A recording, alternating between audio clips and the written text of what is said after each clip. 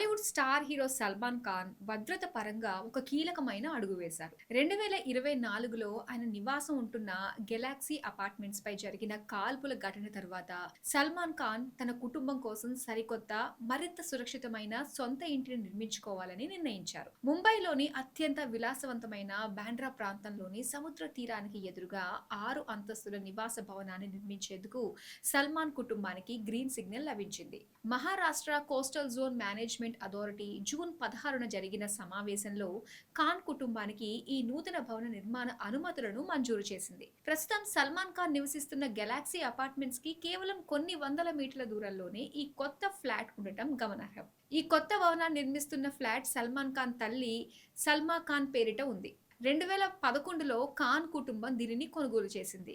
గతంలో ఇక్కడ 1956 నాటి పాత 2 అంతస్తుల శిథిల భవనం ఉండగా దానిని పడగొట్టి ఖాళీ చేశారు.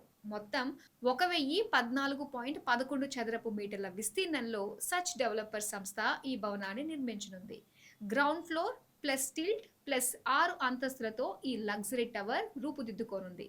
దీనికి Brihanmumbai municipal corporation October 28, 2025న ప్రాథమిక అనుమతులు మంజూరు చేసింది. ఈ ప్రాజెక్ట్ కోసం అక్కడ ఉన్న ఏ ఒక్క పాత చెట్టును కూడా నరకడం లేదా వేరే చోటుకి మార్చడం జరగదని, భవనం చుట్టూ స్థానిక జాతులకు చెందిన మొక్కలను నాటనున్నట్లు పత్రాల్లో పేర్కొన్నారు. మొత్తానికి దశాబ్దాలుగా గెలాక్సీ అపార్ట్మెంట్ తో ఉన్న అనుబంధాన్ని పక్కన పెట్టి భద్రతకు పెద్దపీట వేస్తూ సల్మాన్ ఖాన్ త్వరలోనే సముద్ర తీర సరికొత్త రాజప్రసాదంలోకి అడుగు పెట్టబోతున్నారు.